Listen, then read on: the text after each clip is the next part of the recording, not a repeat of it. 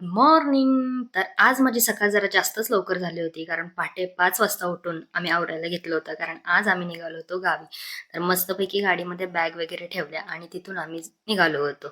तर आता माहेरी जायचं म्हणल्यावर एक्साइटमेंट असणार, त्यातल्या त्यात सासरी पण जायचं होतं.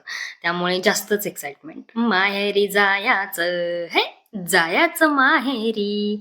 आता जाता जाता कधी इथं ट्रॅफिक लागलं नाही असं कधी होणारच नाही. हाय दुबईमध्ये कायम ट्रॅफिक असतं म्हणजे असतंच. त्यानंतर मग आम्ही लागलो होतो हायवेला.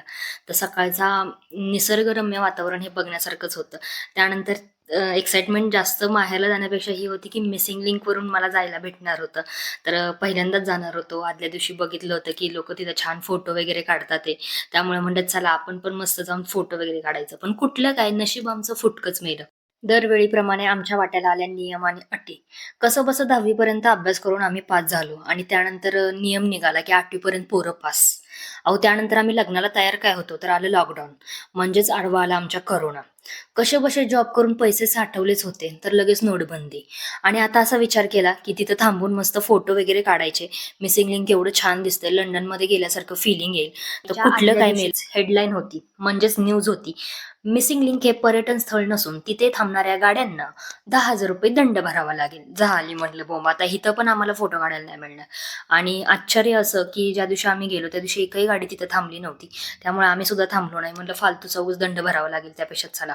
बोगदा इतका मोठा केलाय की 10 ते 12 मिनिटं झाले तरी बोगदा काही संपत नव्हता. जवळपास 13 किलोमीटरचा आहे. तिथं खूप छान असे कंपार्टमेंट सुद्धा केलेत की अचानक काय झालं तर थांबता यावं. त्यानंतर मग खूप बोर झालो होतो आम्ही, त्यामुळे फूड कार्निवरला आम्ही थांबलो, मस्त चहा वगैरे घेतला आणि त्यानंतर मग निघालो. आता हे बघून तुम्हाला समजलंच असेल, जोपर्यंत 2 चाकांच्या गाड्या मध्ये आधी येत नाही तोपर्यंत पुणे आलं हे काही समजत नाही. त्यामुळे नंतर ट्रॅफिकमध्ये खूपच बोर झाले होते. त्यामुळे मग मी भाकरवडी खायला घेतली आणि त्यानंतर मग आम्ही सीएनजी भरायला थांबलो. सीएनजीची पण लाईन एवढी मोठी होती की बापरे, तिथं पण मला झोपच येत होती. पण माहेरला जायचं होतं ना, मग थोडी एक्साइटमेंट होती. जसं गाव जवळ येईल त्यानंतर तुम्ही बघू शकता की आली आमची सारोळा नदी. म्हणजेच आम्ही आमच्या आता सातारा जिल्ह्यामध्ये प्रवेश करणार होतो.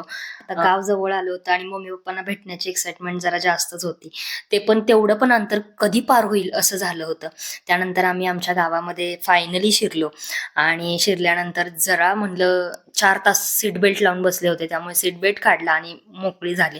त्यानंतर मग घराच्या वाटेवर डोळे लावून बसलेले माझे पप्पा हे कायमच माझ्या गाडीची वाट बघत असतात आणि जेव्हा पण हॉर्न वाजल तेव्हा ते दारात येऊन उभे राहतात. आणि आजही मला गॅरंटी आहे की ते नक्की हॉर्न वाजलं की दारात येऊन उभे राहणारच आहेत, माझी बॅग घेणारच आहेत.